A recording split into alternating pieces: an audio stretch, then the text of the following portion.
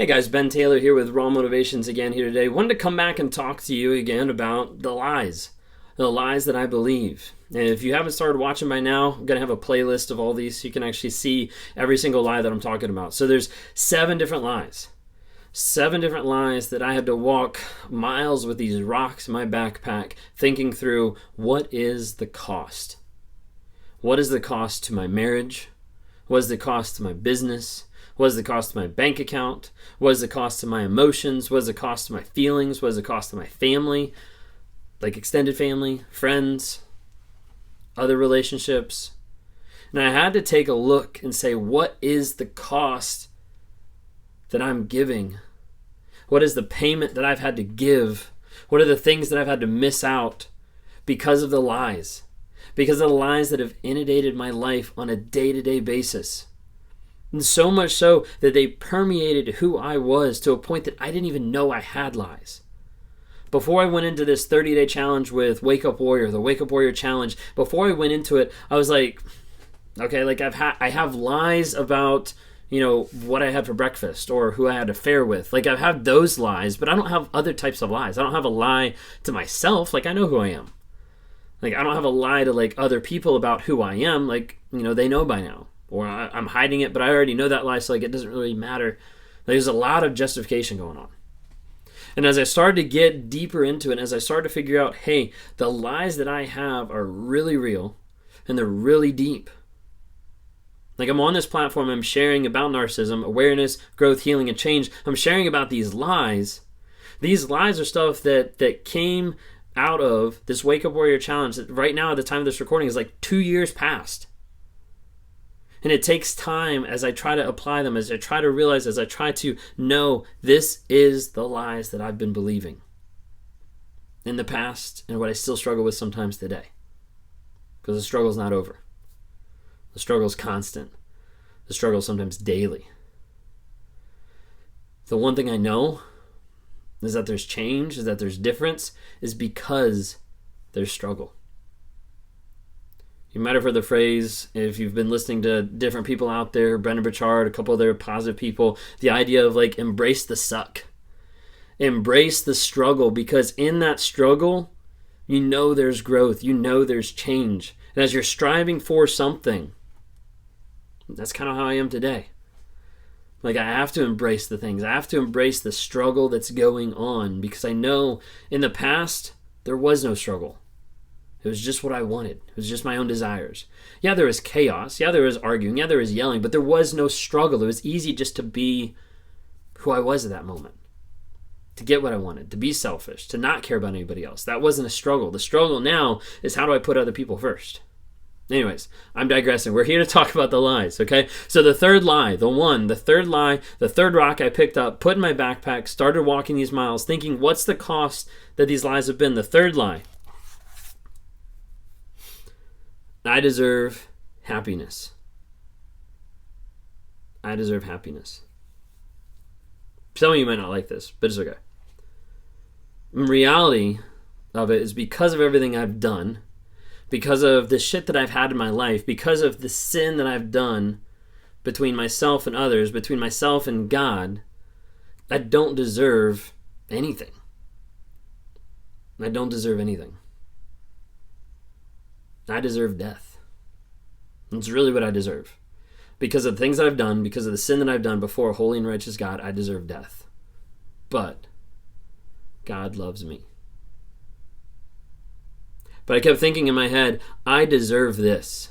It's that sense of entitlement. It's that sense of idea that I deserve happiness. I deserve to be with someone who loves me. I deserve to be with someone that I feel good about. I deserve to be with someone that makes me feel a certain way. So let's break it down in 4 areas. Body, being, balance, and business. So body, took advantage of others. Sex with other people. Sex outside of marriage. Sex with multiple people. Multiple days, multiple people, whatever it might be. Took advantage of that. Took advantage of my own body. Gratifying it whenever I wanted because I said I deserve this. That entitlement, that thought of it doesn't matter about other people. It doesn't matter their thoughts, their feelings. It doesn't matter about commitment. All it mattered was me. Me, myself, and I. And that entitlement spread throughout every aspect of my being, every aspect of my life, that I deserve this. I deserve happiness. So give it to me. That was my thought process. In being, I thought I was entitled to what I wanted, no matter what. I thought I was entitled to the things that I wanted, depart and void of God. Doesn't matter what God says. This is what I want. This is what I need. I deserve this. So if you're not going to give it to me, God, then I'm going to go find it. I'm going to go take it. If I can't find happiness and acceptance in my own marriage, I'm going to go find it with someone else. If I can't find validation in my job, I'm going to go find another job. If I can't find validation in this, I'm going to go do this. Like, it just kept going on and on and on with that thought going through my head that I'm entitled to this. I deserve this. This is mine. I deserve happiness. Permeate my body, my being, my balance. Like I just said, I sought happiness elsewhere. I would say I don't get this from my wife. I don't get this from Kayla, so I'm going to go wherever I want, to whoever I want, whenever I want, to get what I want. That entitlement, that thought process that this is what I want, so why not give it to me? And that lie permeated every single aspect of my life to a place that I thought I was entitled to whatever. I thought I was entitled to my own satisfaction. So then you have addictions pop up, like pornography. I want this. This is what I want in this moment. So I'm going to take it. I'm going to do it. Whatever it might be. Excuse me. But that idea that I deserve happiness came through all those aspects. In business, it was steamrolling people for the agenda that I wanted. This is what I want. Like, I deserve to be successful. I deserve to be happy. I deserve to win. Like, all these different things were going through my head. Did I know what they were? No. Did I understand? No. Did I have a clue of what I was doing? I knew what I was doing, but I didn't know why. I didn't know that underlying story. That story that's running through my head time and time again, that I deserve this. I don't.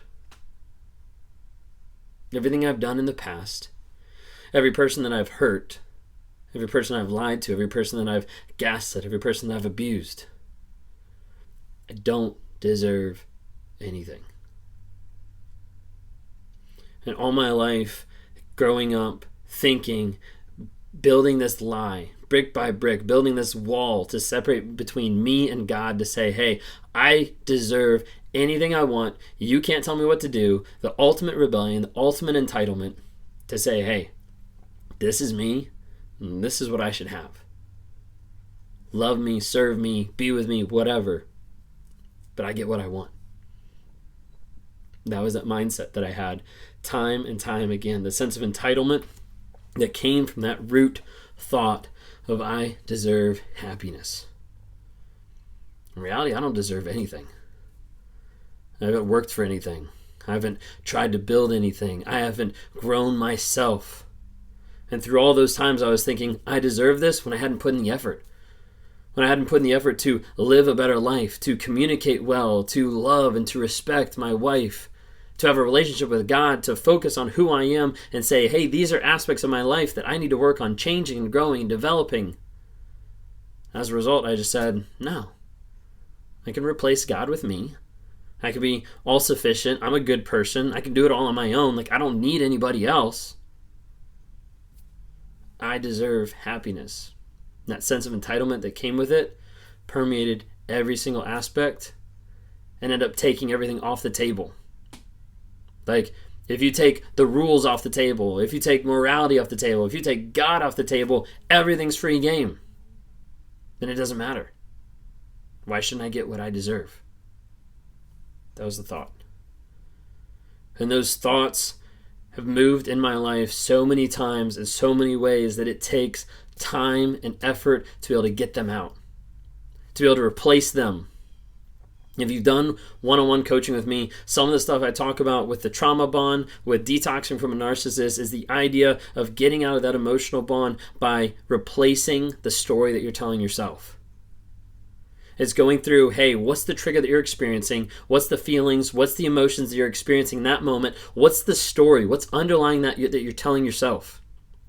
And then let's look at that. Let's take it and let's put it on trial. We'll say, hey, here's the story you're telling yourself. What are the facts that support or deny that story? Let's put it on trial. Let's figure out what that story is. And then let's figure out, here's the facts. Here's the truth of the situation. Because a lot of you are dealing with like narcissistic fog. Like you don't know what's going on. You've been inundated with the lies. You've been abused and you're not sure what's going on. You have that fog over your face. You're telling yourself a story. You break it down by saying, hey, here's the truth of the situation, the facts of the situation, and the facts. Understand the facts will set you free. Because as you take the facts, you build a brand new story based on those facts, based on those truths, based on the things that are true that you know. And you take that story and you end up replacing that top one. You replace the fable, the underlying story that you believe that's false. And you start to inundate that in your life, and it starts to change your mentality, your behavior, your actions, because you're focusing a life that's congruent, built on the truth and built on the facts, not on an abuser's fantasy. The lies that I lived permeated my life and cost a great deal.